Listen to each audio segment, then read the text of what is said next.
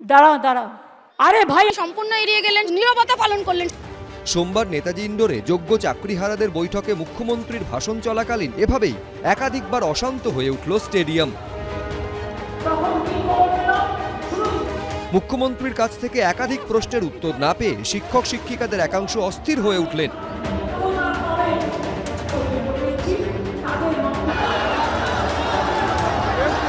বক্তৃতার মাঝে হস্তক্ষেপ করতে হলো খোদ মমতা বন্দ্যোপাধ্যায়কে। ভাই দাঁড়াও, তুমি কি অযোগ্য লিস্টে আছো? দাঁড়াও, তুমি কি অযোগ্য লিস্টে আছো? সভামঞ্চ থেকে চাকরিহারাদের ভলেন্টারি সার্ভিসের প্রস্তাব দেন মুখ্যমন্ত্রী। তারপরই গ্যালারি থেকে ধেয়ে আসে একের পর এক প্রশ্ন।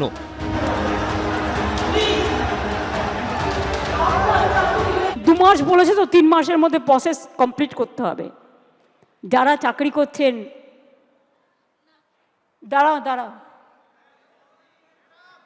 আরে ভাই আমি মাইনাসটা তো বলে রাখবো। এখানের কথার কোনো সারবত্তা বেরোয়নি। আমাকে একবারও বলে দেওয়া হয়নি তুমি তোমার ন্যায্য জায়গায়, তুমি তোমার সসম্মানে যাও।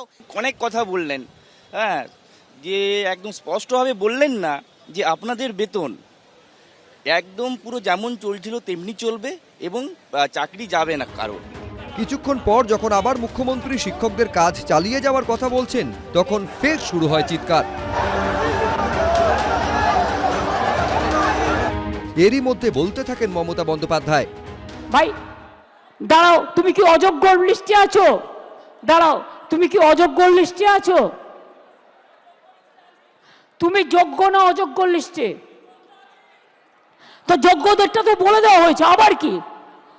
We have said everything, I think it is clear. গায়ের জোরে ফোর্সফুলি তর্ক করে কিছু হয় না, ভালোবাসার দ্বারা যেটা হয়। এরপরেও যদি কারো কিছু বলার থাকে, আপনারা যে স্মল গ্রুপ আমরা তৈরি করে দিচ্ছি, তাদের মাধ্যমে এডুকেশন মিনিস্টারকে মিট করে কথা বলুন। আমি যোগ্যদের চাকরি কাড়ব না।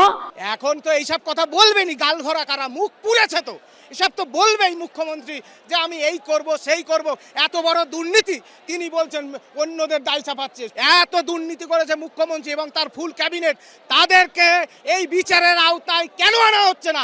মুখ্যমন্ত্রী সত্যের সামনে দাঁড়াতে ভয় পান, তাই আমাকে বলতে দেওয়া হয়নি। একবার, দুবার, বারবার ঠিক এভাবেই শিক্ষক শিক্ষিকারা একের পর এক প্রশ্ন ছুড়ে দিতে থাকেন।